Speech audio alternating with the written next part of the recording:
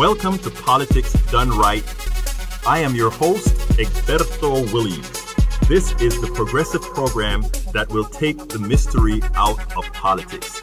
This is the program that will encourage you to make sure government becomes we the people. Whether you are liberal, conservative, or otherwise, you get to air your point of view. Remember, you can also send me a tweet to EGBERTOWILLIES.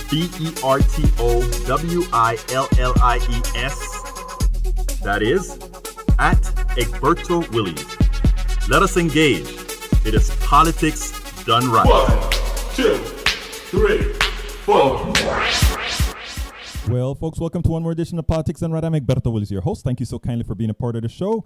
I don't think we are going to have the problems that we had yesterday. I think we kind of got that hammered out, and I must have a little confession here. Part of that problem was a problem of my own. After we had an initial crash, that wasn't my problem.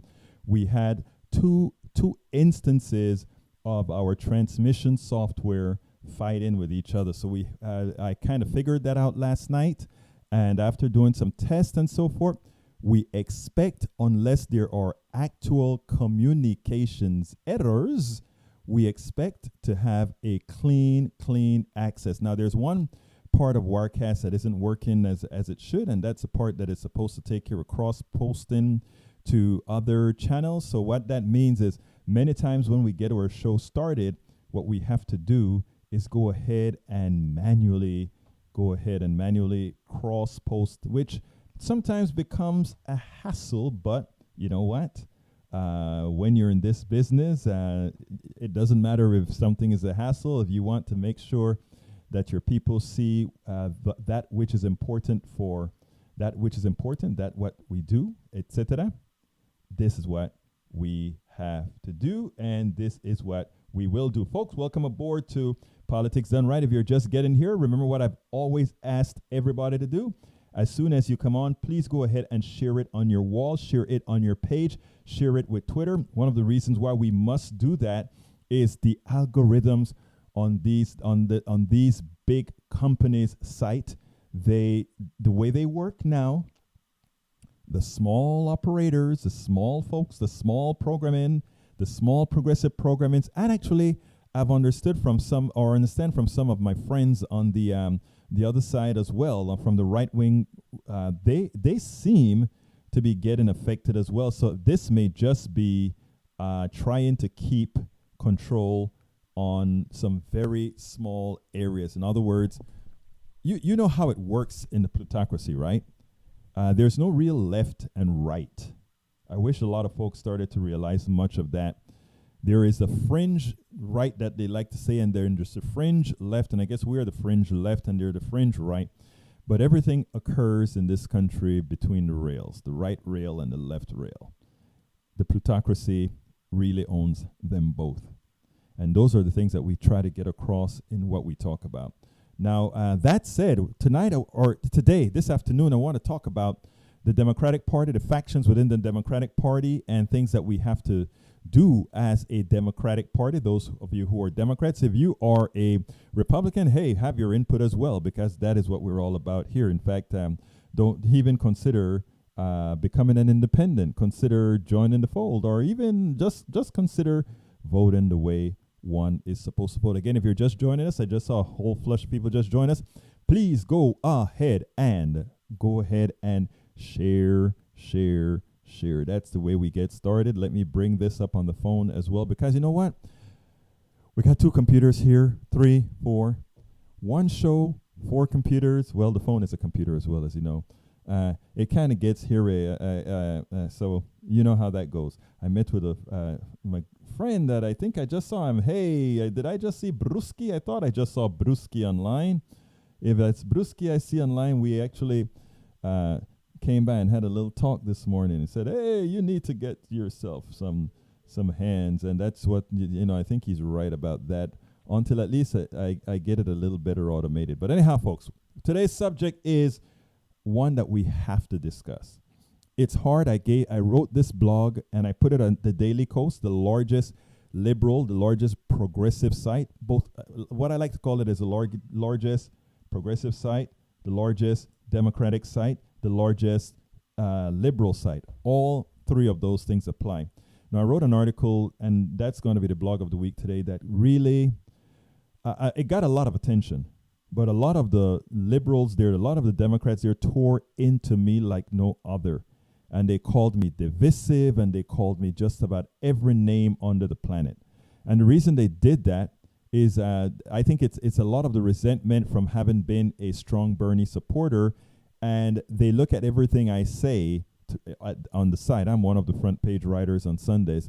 They look at everything that I say through what I did in the past with Bernie, which, you know, was the right thing to do. But anyhow, and what they don't realize that in the process of what they're doing, they're really the ones that are divisive and harming the party. So I wrote an article about that, and I'm going to go through that in a minute. But anyhow, the title of the show today is Factions in the Democratic Party Should Be Welcomed, Not Attacked on Any Side. That's the title of the show today.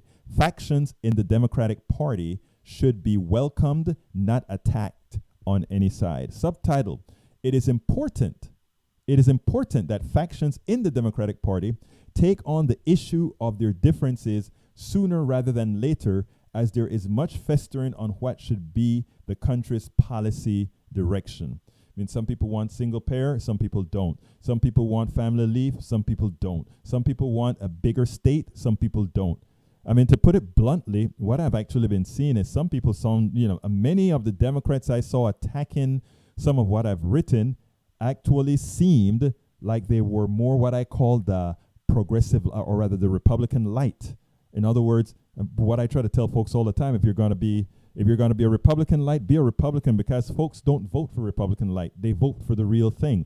Folks vote for progressives, they vote for the real thing. So a Republican acting, that's not what they want. People want what they want. Let's give them what they want. Anyhow, show is as follows. The Democratic Party has two major factions. To win big in 2020, they must coexist. Many on both sides of these major factions are so stuck in their ideologies that they are not unlike the Democratic-Republican divide. It is imperative that we tackle this head on, lest we will be fighting so much among ourselves that we could drag a loss out of what should be a huge win in 2020. I don't know if folks have realized that it seems like that Trump's actions are starting to catch up with him. He's at his lowest right now at 38%. But it's not that his approval is 38%. What's interesting is that his disapproval is at 60%. 60% is his disapproval rating right now. Where do you think that goes from here? Up, down? Well, with his disapproval that low, we have to be careful, because what I smell is a war. Because, when some presidents get behind the 8 ball, the first thing that America has the power of doing is starting a war. And I can see him starting many a war in Iran, war in, not Israel, but in Palestine, war in all these other places. I mean, there's a little rubble here between Ukraine and the Soviet Union. I could see him trying to put his nose into a whole lot of places just as another method of distraction. And we know for a fact that the news media is easily distracted by President Trump, because he knows how to control them, and they allow him to control. By the way, folks, today is Giving Tuesday. All right. I sent out a blast last night. I don't know if you're on my email list. You should have received a Giving Tuesday blast, giving you two options. You can either just go ahead and give us a contribution to support the show, a one-time contribution, or you can go ahead and become a member of Patreon, which is one of the things that we ask people to do. What I would much prefer is people just giving a few pennies every month. So patrons.com, if you go to support, if you go to http patreon.com/politics done right, that is how you become a subscriber. Subscribers get first tips on the book that I'm writing, How to Make America Utopia. And the idea behind that book is, first of all, every time I release a chapter, it's going to be online. I'm still working on the second chapter, still trying to get a whole bunch of stuff done, but we're working on the second chapter. When we get the second chapter out, those people who are subscribers at just $1.99 or something like that, they will go ahead and see the chapters as they're released. Good news is that I also have friends volunteering to check my grammar, to check my syntax, to check all of that. It's always great to have great folks around. Thank you, Senor Bruski. And but again, anybody who goes ahead and subscribe at patreon.com/politics done right, they'll get it. If you go ahead and give a donation as well, I think at the PayPal address in that email that I sent you, I can also set that up for you. So again, this is Giving Tuesday, and Giving Tuesday mean let's keep progressivity on. Let's make sure we can continue to have the progressive message. You know why, folks? Because you're not going to hear it on MSNBC or whatever. I did a piece on Medicare. In fact, one of our listeners are going to be in studio on Friday. Bruce Pollard is going to be in studio on Friday. We're going to be discussing healthcare. And, like I told you guys, we're going to have a whole lot of healthcare shows. And you know what? Other subscribers, I want to tell you this, man. If you're in Houston, if you're a subscriber and you're in Houston, give me a call and come right here to the studio and sit next to me. Let's go ahead and have a talk and let folks talk on the other side. That's what it's all about. And you know what else I have coming? To kind of have more interaction with the folks who are subscribers. There's this product called Zoom. And it's some of you probably have already used it. It's where all of your pictures show up. So if you have 20 people in the room, you got 20 pictures on the screen. And when one person talks, the microphone knows who to put on the display. And so we can actually have a real human interaction and talk to each other on issues. I think I'm going to set that up, get the paid version and set it up for about, I don't know, maybe we do it 2, 3, 4 times a month. And if it gets going, maybe we get an administrator to do one where it can live on its own, and several of us drop in to have these discussions of what we are going to talk about later on air, etc.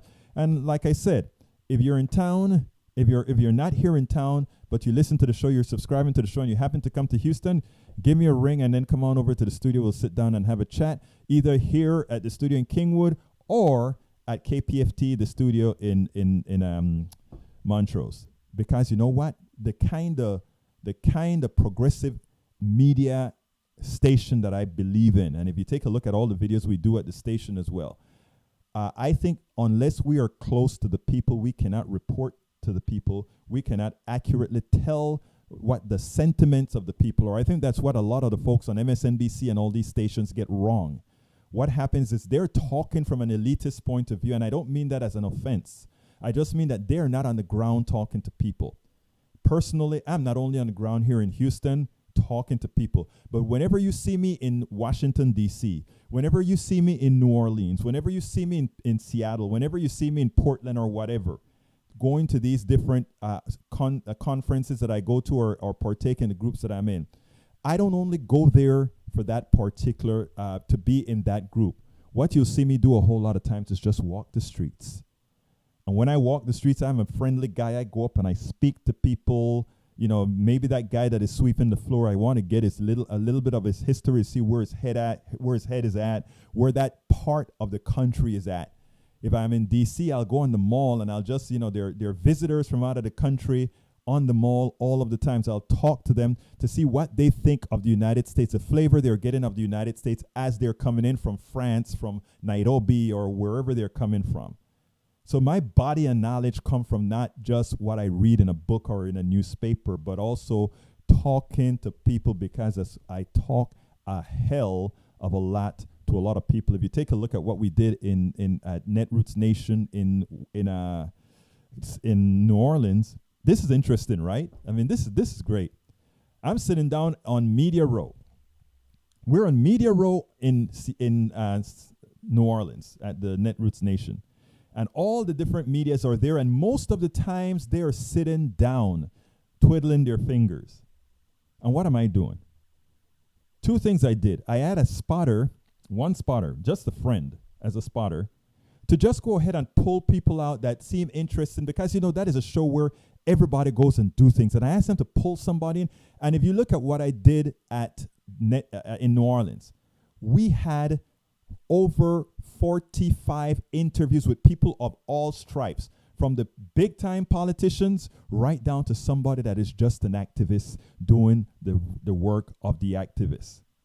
I think that is how you get a flavor of the real country, and not just from Chris Hayes talking at MSNBC where somebody tells him something, but he's not out there constantly with other activists, constantly with other people talking. Because I tell you, that is how you really get the voice of the people. That is how I could come to the conclusion. I was talking to Bruce earlier at Starbucks, and I said, you know what is interesting? I get into trouble on the left side because I really engage all these folks on the right. And what I was telling him earlier today is I said, most people, the vast majority of people are good. Even those people that sometimes we want to strangle them, right? Because how could you vote that way? How could you do that? That doesn't make him bad. Sometimes you sit down there and wonder, hell, my sister is a Trumpist. Some of the things I see my sister put out on Facebook drives me crazy. My older sister, that is. She's an evangelical Christian. It drives me crazy. I mean, my sister has guts. My sister is smart. My sister is all these things. But somehow, and that is a pathology we all have to understand. And we can't understand these pathologies if we don't engage people, right? So I sit down there and I watch those in my family who are on the other side. And I don't get mad at it because I know my sister loves me to death. And I love my sister to death, right? But I cannot figure out the path. I mean, she's the nicest person in the world. The nicest person in the world would take in another kid, would do all kinds of things. But she's also going to vote for Trump. She's going to, she did. So these are complicated things, and just fighting it out is what the plutocracy wants us to do, is what Trump wants us to do. And I am not going to fall into that trap. I'm not going to fall into the racial trap. I'll talk racial stuff, but I'm not going to fall into the trap. I'm going to talk socioeconomic stuff, but I'm not going to fall into the trap. I'm going to talk religious stuff, but I'm not going to fall into the trap. And the trap is talking about these things in such a manner that you fight each other and then you can't find solutions, right? And this really isn't, and I swear to you, this isn't about, just being nice. It has nothing to do about being nice. It has everything to do about just humanity. People think differently. People are wired differently. It has nothing to do with ethnicity, all that kind of stuff. A whole lot of these stuff is programmed into culture. And when you get into that space, when you figure out how to be in that space that you know deep in your core that, hey, you're okay, and not because those other folks think that way, even as crazy as you may think they are, that something is wrong with them? Not necessarily. Well, well, that's not true. I do think something is wrong with them, right? They may think something's wrong with me, but I can come out and say, well, following the policies that I support X, Y, and Z. Most of what a lot of times they support is based on fiction, but to them it's not. And it is on us to be able to have the conversation, to be able to have the patience, to be able to knock that, because remember, the Cato Institute and the Heritage Foundation, these guys have scientifically created narratives that programs people's minds. And I write software as well, right? That was my company before I went cold turkey and did this and become a poor man by becoming a political activist. That's why you need to use Given Tuesday. That's why we need Given Tuesday. So don't forget, go to my website and contribute to the show. But I have a software company. And I understand that the way programming works, right? It doesn't have to be right. Even wrong programs work. They just do things wrongly. Assuming that's a word, wrongly. I don't know how I got off into this tangent, but that's not what the program is about. But I took show prerogative because I guess I saw my friend today and he, we got into some subjects, and the stuff that we spoke about, I just thought it was something that I needed to say. as well. And to put it bluntly, I think it may fall into some of the show today. Let me anyway go. Do remember this is a call-in show, and the number for the show is 646-716-5812. Please feel free to call at any time. Hey, I'm a nice guy. People generally don't call. They write a whole lot on the page, but they don't call. Well, maybe phones are old time, and I know that. I understand all of that. But hey, I would love to hear some voices every so often of you coming in, of you giving it to me. Egberto, you are full of crap. Let me tell you something. I would love somebody to call me and tell me that, and let's go at it nicely, because that is what we want. And when I get Zoom set up and I figure out what days we're going to do it, I'll let you know as well, because what I want is an interactive community of and I would love to see like Lado and CSAC and all those guys on the video feed that we're doing. Those are our conservatives. We have a solid base of conservative listeners, as liberal as this show is, because again, they know one thing. I respect them. Lado, CSAC, and a couple others that comment all the time and sometimes just give me hell. I respect them all. Every now and then I see Ledo is here in Texas. CSAC, I don't know where he's at, but Ledo is here in Texas, and every so often I speak to Ledo at a function or whatever, Mr. Old Time Tea Party guy. But he's a good guy. But anyhow, let's get into the program. The economy is likely to crash by then. By 2020, my hunch is by 2020 the economy will crash, okay? We need to build a narrative about Democrats constantly having to come in and clean up Republican economic disasters. I don't see us building that narrative. And if we don't hurry and build that narrative, let me tell you what's going to occur.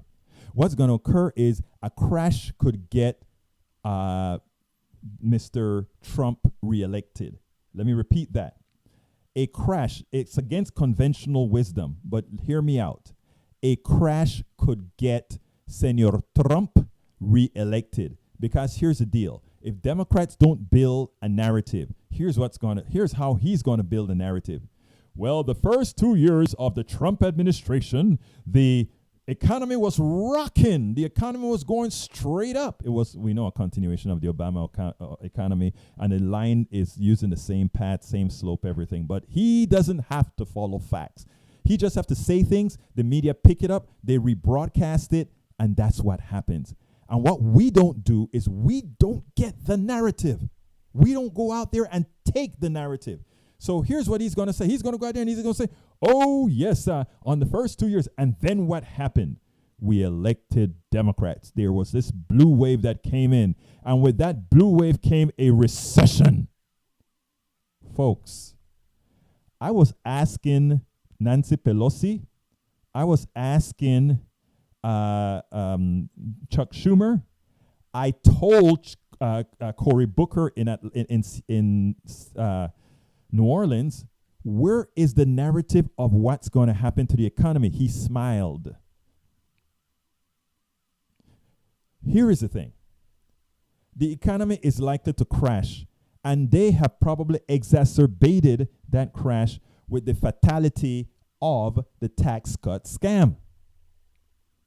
That's not how it's going to be marketed. And that is what we have to take care of. We should have been marketing it before the election, but we have to market it now. The economy is going to crash, not because Democrats just got elected. It's going to be crashing because we are on the path of a crash. There is no money left based on our current economic structure. We can talk about fiat money and how we could do it, but nobody's going to do that, because what it means is the devaluation is going to kill the investor class, and we do nothing to ever mess with the investor class. That's a little technical. We can go into that some other time about how economies work and that kind of a thing. But as the crash occurs, we should be pointing it out. We should be saying the reasons why the crash is going to occur, right? There's no aggregate demand. Aggregate demand means we don't have the wages that people have to maintain and sustain this type of an economy. And if you take a look at GM, it's sort of like the first blow. but they are one of the first blows, I should say. But you're going to see company after company doing things like that. Did they know this was going to happen before the election? Of course they did.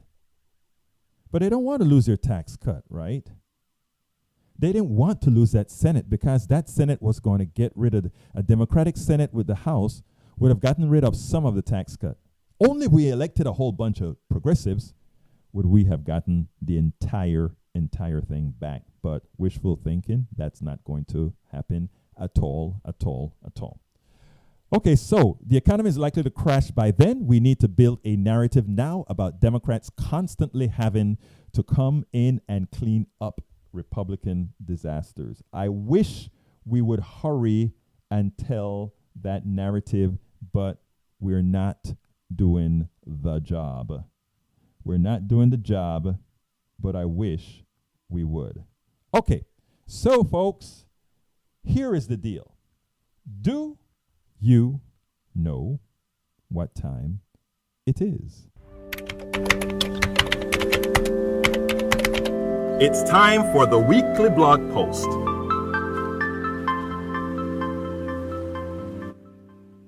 Okay, here it is. The title of the blog post is Factions of the Democratic Party Must Find Common Ground and Rules. Very simple title. Very, very simple title. And that's all we needed right there. Now, how does it go? Here's it. Last week, I wrote an article titled Democrats and Progressives Won Midterm 2018. Here is how we keep the win. Shockingly, some thought the title was divisive. When I say some, I'm talking about the people at Daily Kos. It was on the front page on Sunday. The title seemed collaborative to me. Whether we like it or not, America is a duopoly. One chooses a party that best accepts their ideology within its platform. It would be disingenuous not to acknowledge there are two major factions within the Democratic Party. I summarize Democrats to mean establishment Democrats and progressives to mean democratic socialists. People took exceptions to that because they think when I say democratic socialists, I'm talking about, oh, they're a member of DSA, the Democratic Socialist Association. I am a member of that, but most Democrats are not. And they think because I said, but the reason I said that is if you take a look at the principles of the DSA and you take a look of what most Americans want, except for things that are harsher on corporations, Americans want the same thing the DSA is asking for. Okay, to read the tenets and you'll see. Read the polls and you'll see. And by the way, it includes the Republican Americans.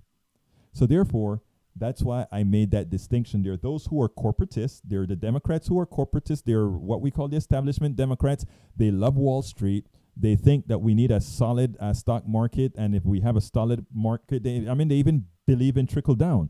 Bill Clinton was a perfect trickle down president. Obama was made into a trickle down president because, again, all the spoils went up the charts. All the spoils went to the top. It didn't start at the bottom. And what I'm trying to tell people from anybody who understands Keynesian economics is if you want to create aggregate demand, if you want to create demand, if you want there to be aggregate demand, what you have to do is you have to feed the folks who are immediately going to spend. You feed the rich, they don't have to do a damn thing. They can sit down and say, what do I do with that money? While the people are down below starving, you give the people who are starving the money, they're going to say, oh, I'm going to buy bread. And if there's no more bread, they'll wipe the shelves out. And then the baker is going to say, I guess I have to increase my bread making by 10 or 15%. Or I have to increase building cars by 10 or 15%. And that is how you get growth. But we've been fooled by the Heritage Foundation and the Cato Institutes and these other things, and a lot of Democrats have bought into it as well. I'm not sure why, but they have. Now, it would be disingenuous not to acknowledge there are two major factions within the Democratic Party. I summarize Democrats to mean establishment Democrats and progressives to mean democratic socialists. Some either hate or are scared of the latter term because of the successful marketing by the plutocracy who chose to conflate the real meaning. I am not scared of the word democratic socialist at all. If you believe in Social Security, if you believe in Medicare, if you believe in those things, those are democratic socialist policies. All right? Those are not free market, or I hate using the word free market because the market is really mythical. I'll go into that another show, but there's no damn market, okay? They're lying to you. There's no mythical market out there that just runs things on its own. Everything is fixed. Even the market is fixed. And what happens is it gets out of hand because, again, when all these people have their hands in the pot, sometimes it just loses it, like when they created all these instruments that froze up the credit system. So we have to understand that. Never be worried about names. Don't be worried about them. Oh, you Democrats or socialists. Say, maybe, but you too. You too. I bet your mother's on Social Security. I guess she's a Democratic Socialist. I bet your mother drives the roads. She's a Democratic Socialist. I bet your mother helped put the man on the moon. I guess she's a Democratic Socialist. So do not, we have to get away from being scared of terminology. And what I said my show was always going to be, and what I'm going to do is I am not going to be scared. I'm not going to let other folks define what things mean in our domain. And when we do that, then we can win. Anyhow, some comments concern me mostly because I believe many have not learned the lessons of 2010 and beyond. First, there was this. And, at Daily Coast, we call articles diaries. That's sort of the nomenclature. That's sort of the terminology we use at the Daily Coast. That is the largest website for progressives and liberals in the country. He said, "Screw this diary. The first sentence divides us. And even the title says Dems and Progressives. I haven't liked an Egberto Willies diary for a long time, and this tears it. This is still a democratic site, and I call myself a progressive too on all issues, but I see an obvious attempt to drive a wedge between different elements among us, and I effing don't like it. But his diary is on column right and not on this official position where anybody can put diaries." In other words, he wants the Daily Coast to kick me off of the front page. In other words, he wants them to fire that spot that I got, right? Well, that's one person. Here's another one. Egberto chastised the Democratic Party for 2 bloody years and repeatedly said we were not going to win with our current message. And you know what? The message changed. We didn't win with a current message of Russia. I want to explore this, and I wish I had answered this person. We didn't win. We did not win.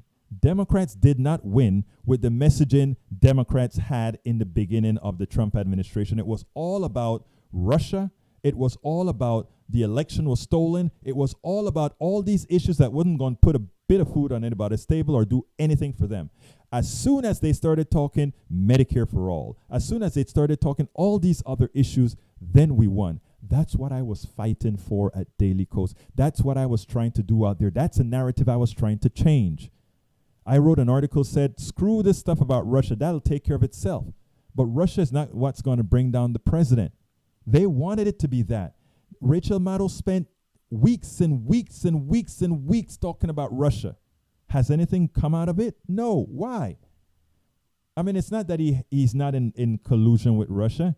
It's that these things are hard to prove. And not only that it's hard to prove, but I don't know that there's a concerted effort by Democrats or Republicans to prove it, because they may think proving it may be more destabilizing than just letting things be. So I was saying all along, get off. In fact, I wrote an article said these are the 5 things that Democrats should have on the tip of the tongue. And guess what? Democrats had those things on the tip of their tongues. Okay? Not that they did it because of me, but they did it because they understood that Russia, collusion, and stolen election wasn't going to do it. It's that simple. Okay, so he said, then Egberto chastised the Democratic Party for 2 bloody years and repeatedly said we are not going to win with our current message. Then we won't the House a huge Go TV effort. What happened? I thought you predicted we were going to lose the midterms.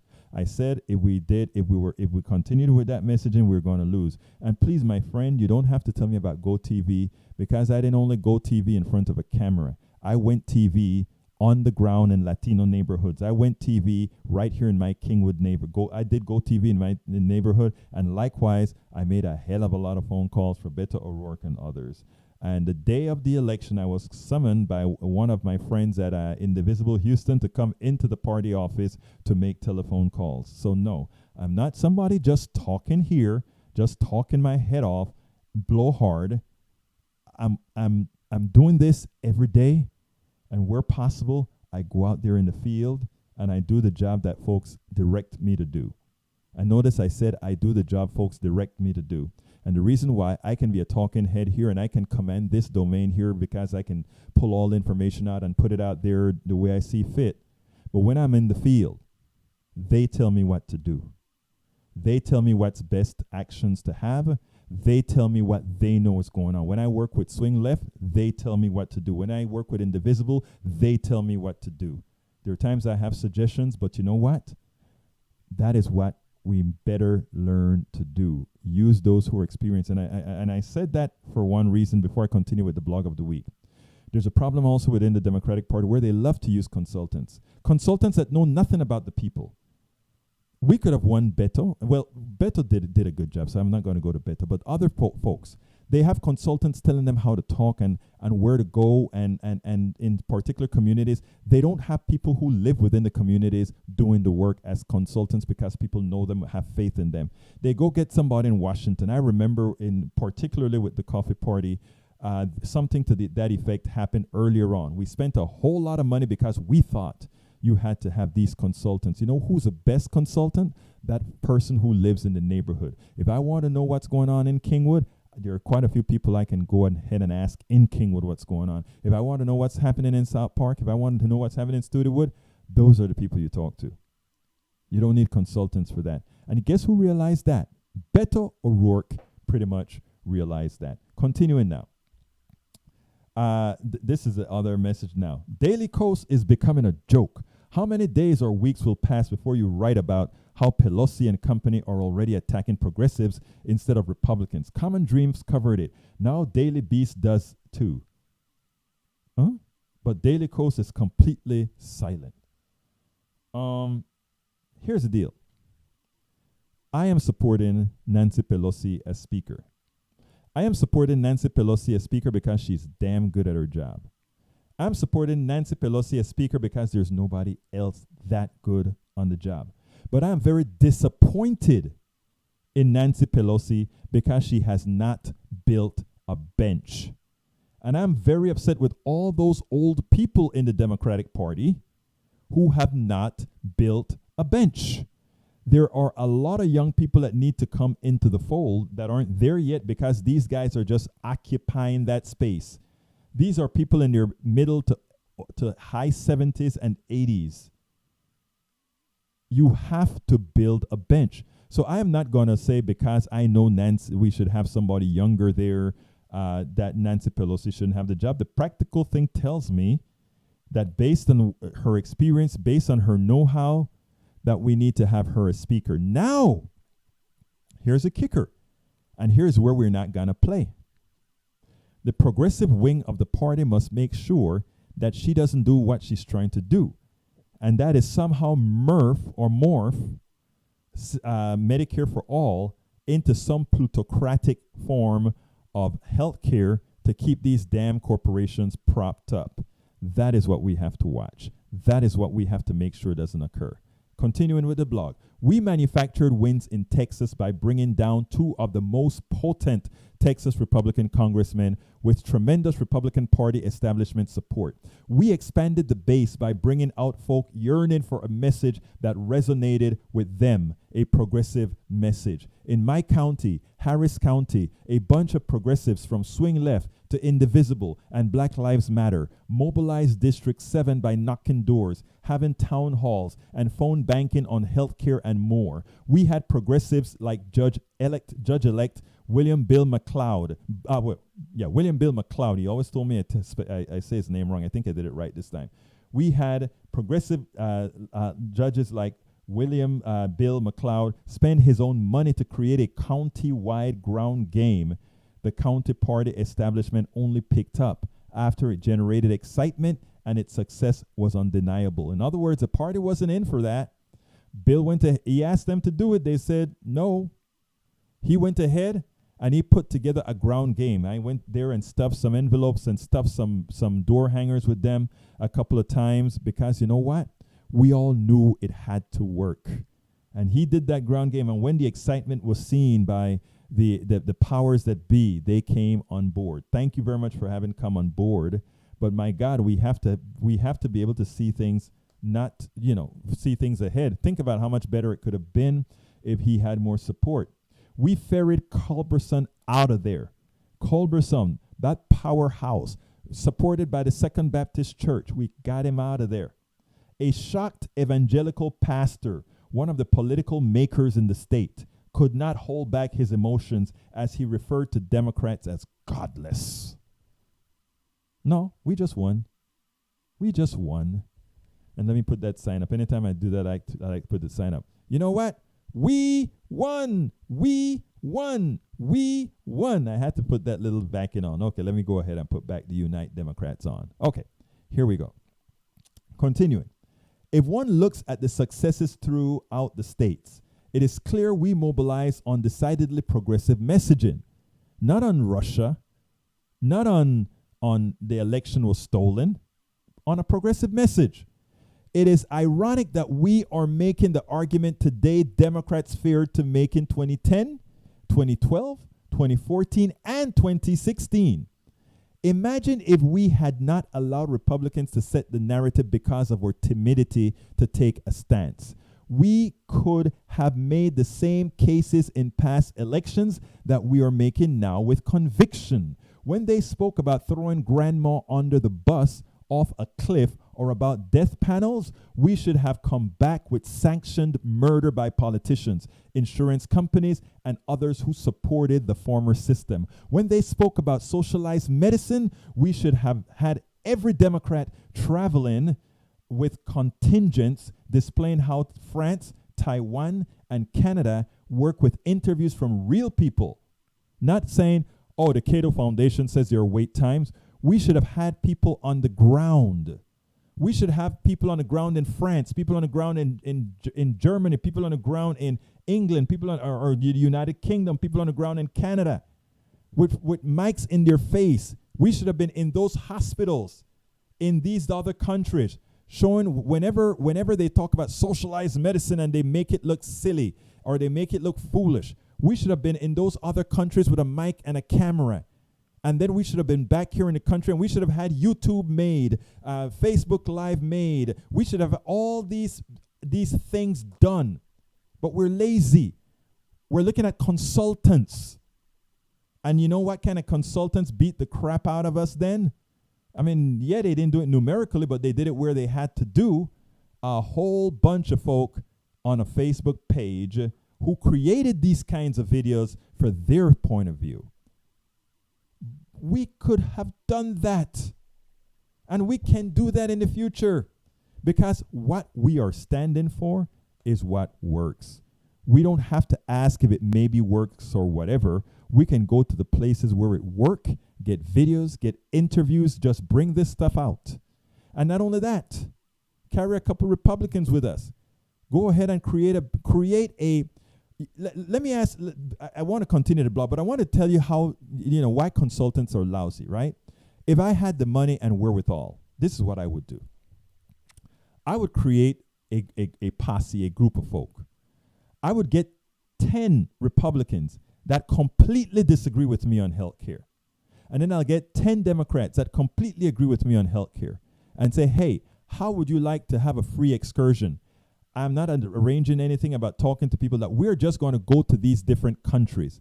And every single Democrat will be paired with a Republican. They'll have a cell phone, and they both go to different parks. They walk into different hospitals and all of that with this camera, and they ask questions.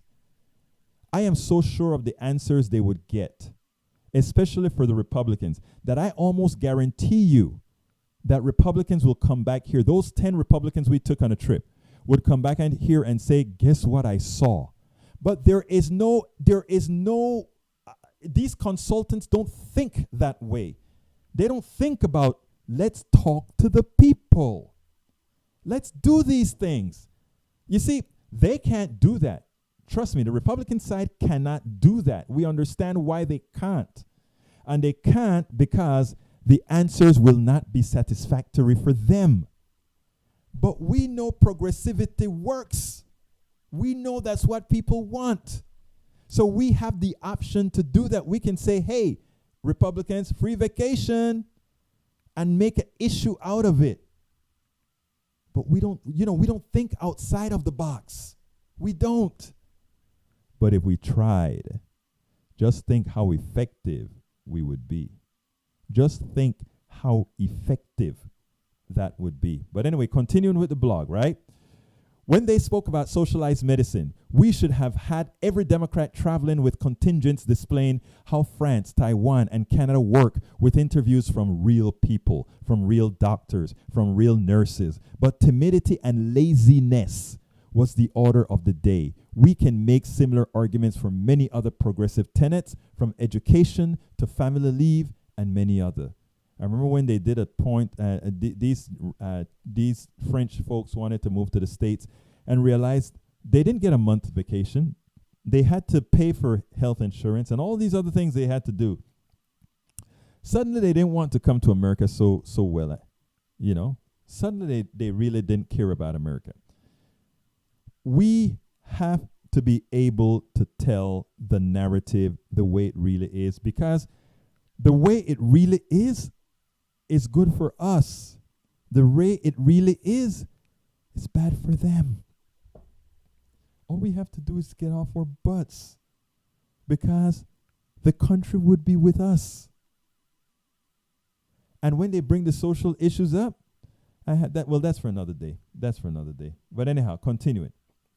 I do believe most Democrats are in fact progressives. Most Americans are. I've written about that reality several times. Did I miss a paragraph? Let me make sure. Yeah, no, I didn't. I've written about that several times. The issue is that many Democrats look at the values we want as unattainable, and instead of fighting for it, they start from a compromised position. Progressives wish to start from exactly where they are. The common ground is the values of most Democrats and progressives. That being the case, our governing rule for coexistence is simple. Understand that we want the same thing. Agree to disagree on tactics. Give your support for any particular action each faction takes. I tell that to progressives all the time, right? I'm not going to sit down and have a fight with Black Lives Matter because I think they're doing something I would do differently. When I went to Missouri and we shut down the freeway in front of the stadium in Missouri, I didn't think that was the best action for that particular action, right? But I made sure to show my solidarity because it was going to happen. And I wanted to show my solidarity. So I was scared to death of all those cars. When we shut down that freeway and you had all the police cars started to go on the other side of the freeway, racing in. And here I am in this crowd of, I don't know, a couple thousand people, I guess. And I'm saying, I guess I came to Missouri to go to jail. But luckily, who was I with? Daily Kos and my people at Daily Kos and Netroots. And they didn't want that because there were too many damn cameras, too many damn bloggers out there. And they did nothing. They just went ahead and stopped and waited. And when we got done, we went ahead and walked off the overpass and walked back to the convention center and opened back up the freeway.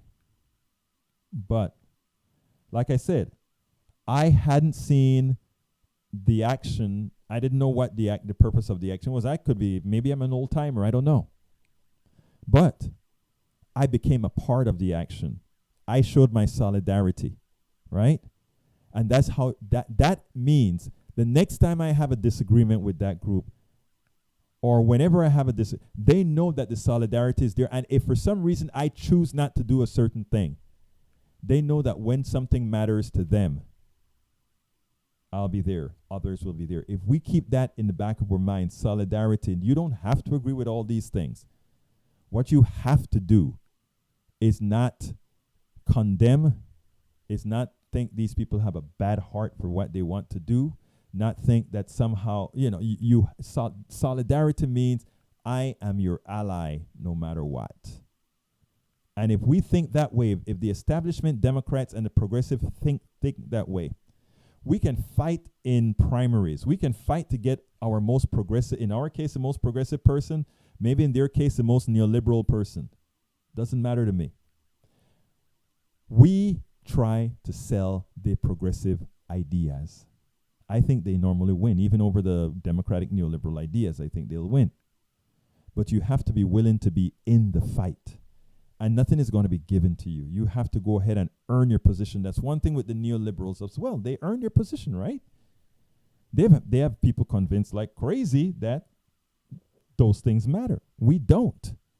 And I think we've been proven right.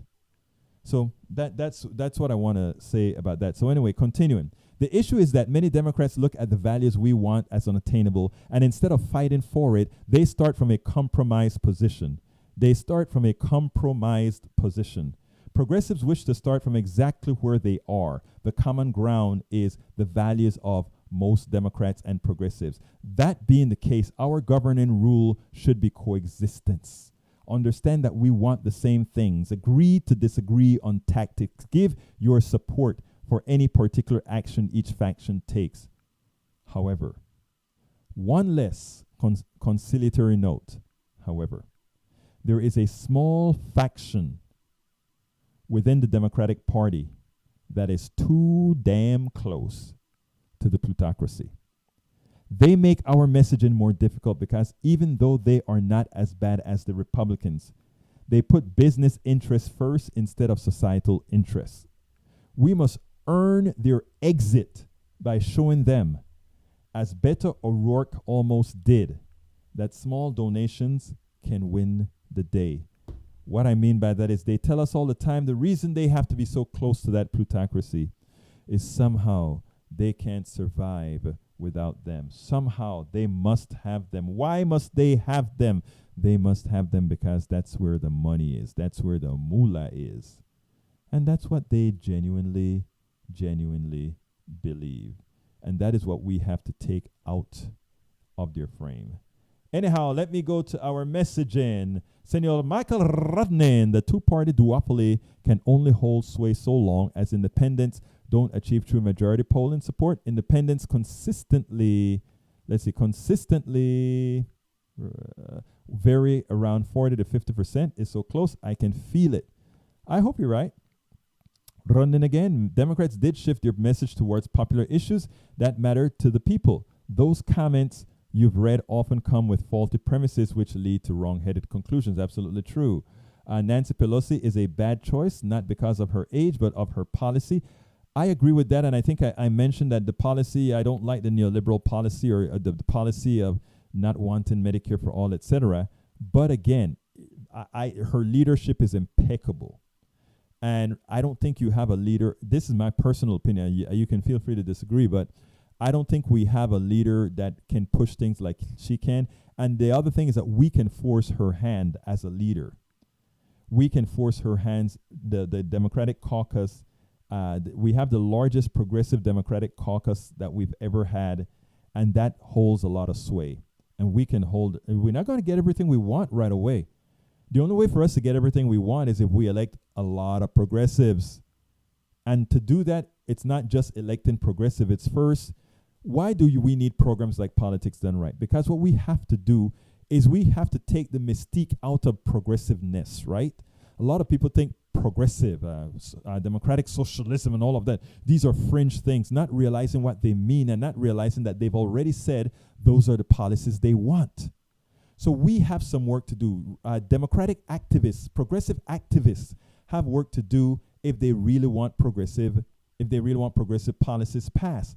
They have to elect more progressives, but to elect more progressives, we have to go against the neoliberals who are going to say, oh, those guys are crazy because they want this and that. Who's going to pay for it? Everything that we talk about is paid for. Yeah, more taxes on those people who've been ripping us off for all these years. So that is what we're looking at. Now, Michael Redden, healthcare is an American #1 issue, and single-payer health has over 70% support. Here's the kicker, Michael, and this is where we have to be very careful. it has 70% support, right? But what the neoliberals and Republicans are going to do is they're going to say, but it's expensive. It's going to mean raising your taxes by 20%. And people will say, oh my God, raise the taxes by 20%. They are going to not tell them that what's not going to be there is they won't have co-pays, they won't have deductibles, and they won't have premiums that they pay right now. So we have to make the case. I wrote an article called Single Payer Medicare for All is going to raise your taxes, and you should be happy about it. I have that. Search for that in egbertowillies.com. And the reason I wrote that was that the numbers are absolute. There's no arguing about these numbers. Okay, Michael Rodnin, Egberto, you mentioned why people from Europe immigrate into the U.S. anymore. Let's see. You mentioned why people from Europe aren't immigrating to U.S. anymore. Less mandated vacation days. We are very overworked. Yes, we are. Yes, we are. Okay, let's see if I can get to some more. I know I saw some more messages in there, but this sometimes this phone, when I go for messages, I don't see all that I want to see. Okay, anyhow, you're absolutely correct about that, my friend. Anyhow, folks, we're coming close to the end of the show. Thank you so kindly for having been here with me. I mean, we couldn't do this at all. We definitely could not do this without you. I mean, you are hey, Bruce, I see your message now. In Medicare model, there are premiums based on income. Thank you so kindly. That's an important statement to make, that it comes based on income. We had a lot of listeners today come in and come out. I wish more stuck around for longer for the end of the break, but I mean, I understand this is how things work. The podcast will be ready in a few hours. I need to do my last ask, and it goes as follows. Today is Giving Tuesday. Why don't you go ahead and please consider supporting Politics Done Right. If you just go to our website, politicsdoneright.com, you can just click on the donate button, or you can also become a subscriber. Subscribers have all kinds of benefits, and that is, you'll see our books, etc., etc., etc. So please consider being a subscriber at patreon.com/politicsdoneright. But again, you can also go to the website and just click on the donate button and choose whatever you want to do. But please do support progressive radio, which Politics Done Right is. It's actually more than just progressive radio. It's progressive everything. So go ahead and support us, please, at either go to politicsdoneright.com and click the donate button, or go ahead and consider going to patreon.com/politicsdoneright. If you are on our mailing list, you should have received an ask through our email. It may be in your junk folder, I don't know, but take it out and give us consider doing that for us. We do need your support. This is Politics Done Right. My name is Egberto Willies. Thank you so kindly for having been with us. And you know how I end this baby. And it goes like this. I am out.